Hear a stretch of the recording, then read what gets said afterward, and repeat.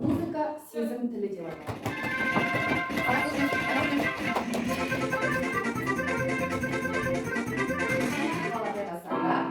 Сәлеметсіңдер ме балалар? Жақсы.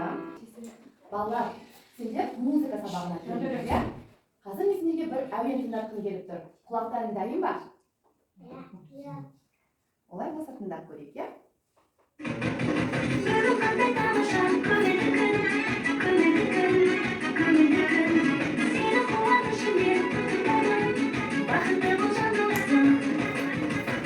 Ал балалар, қазір сендерге тағы да бір әуен тыңдатқым келіп тұр.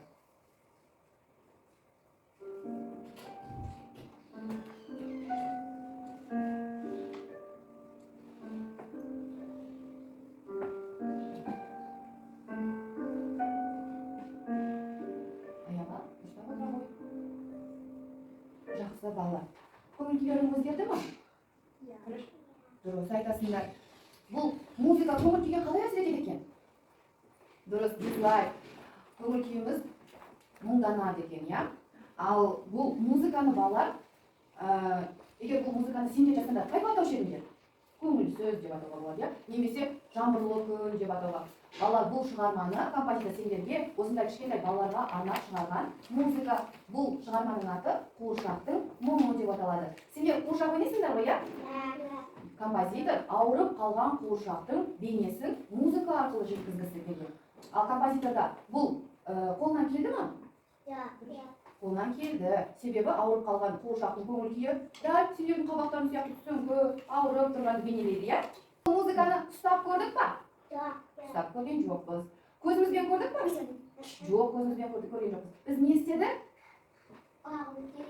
Дұрыс айтасыңдар, біздің құлағымыз қызмет жасады. Біз құлақпен тыңдау арқылы музыканың көңіл күйін, бояуын ұқтық. Сол сияқты балалар барлық әлемде, жер шарында осындай музыканың көңіл күйін түсіну, яғни музыка сезім тілі дейді екен. Себебі музыкада белгілі шекара жоқ, бояулары көп, әсем, әуенге, дыбыстарға толы екен. Сондықтан біз музыканы тыңдағанда, көңілді музыканы тыңдағанда көңіліміз көтеріледі. Ал мұңды музыканы тыңдағанда көңіліміз мұңаяды, иә? Сендер жаңағы көңілсіз музыканы тыңдағаннан кейін көңілдерін жабырға музыкалық дыбыс баспалдағын жасап қойдым. Яғни қазір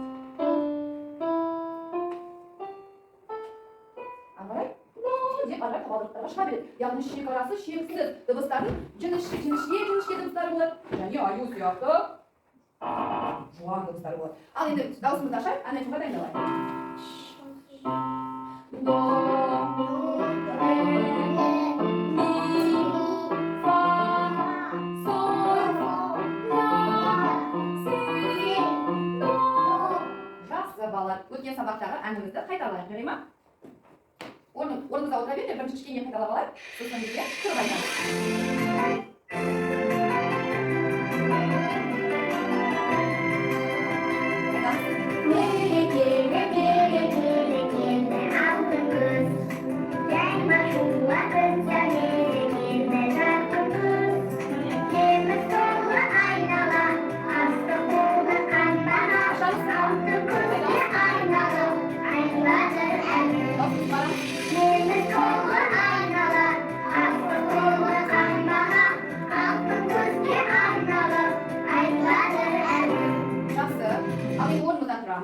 Концерттегідей даусымызды шығарып, әуеннің ырғағына бөленіп, даусымызды шығарып аңсар. Айнұр, сендердің дауыстарың өте жақсы. Қанеки дауыстарыңды шығарып, ал мен музыканың дауысын ақырындатамын. Сендердің дауыстарыңды сөйлеу үшін келістік па? Басынан бастаймыз. Мерекелі, айтамыз.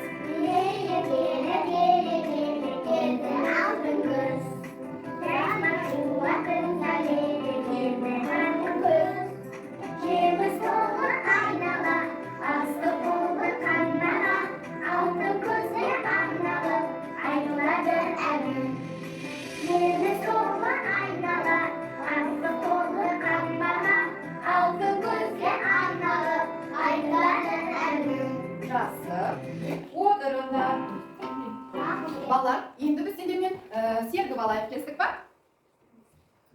Дайынсыздар ма? Аға, дайынсыздар ма? Жарай, енді бастайық, иә?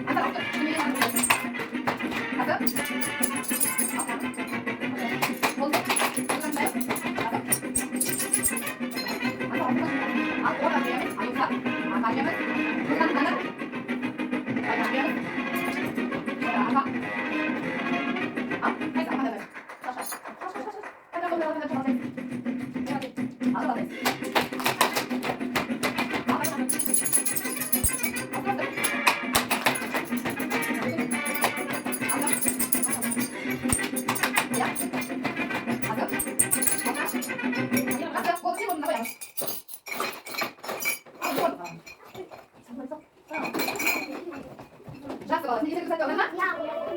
Енді саған қуанышты тағы бір ойын ойнаймыз ба? Жақсы бала, онда тағы да бір ойын алып келдім мен бүгінгі сабаққа. Ол ойынның аты жүргізуші деп аталады, яғни тілші, журналист. Журналист дегеніміз кестік па? Жақсы, олай болса мен бастаймын. Сендер теледидарға түсіп деп ойларыңдар, иә? Қорықпай жауап беріңдер, сөздеріңді анық айтыңдар. Балалар, біз сендермен бүгін біз сабақта көңілді және көңілсіз музыка тыңдадық. Саған қандай музыка ұнады? Көңілді музыка ұнады ма? Көңілді музыка. Жақсы. Ол жерде біз биледік. Саған бел қимылдарың есіңде қалды ма? Қалды. Төлеш, біз музыканы ұстап ала аламыз екенбіз? Ұстай аламыз ба? Жоқ, ұстай алмаймыз. Көзімізбен көре аламыз ба екен? Оны біз қалай сезінеді екенбіз? Құлақпен? Не істейміз? Құлақпен естиді екенбіз? Шындаймыз, иә? Сәлем. Ал біз жаңа сөз өтсінде қандай қимылдар жасадық? Есіңде қалды ма? Әне бірге қайталап көрейікші. Иә? Жақсы. Ұмытпай, иә? Жантөре, бүгінгі сабақта саған не ұнады? Қай жері ұнады? Ән? Ән қандай? Атын айтшы. Көз туралы айттық, иә? Енді ең балалар, жақсы балалар, мен тағы да сұрақтарды қоямын, ойымызды жалғастырамыз тағы да. Балалар, орныңыздан тұрыңдаршы. Сендерге бүгінгі сабақ ұнаса, лайк қоямыз, ұнамаса дизлайк қоямыз. Сабақ ұнады ма? Қайсы лайктарын? Ой, керемет. Ал, отыра қойыңдар.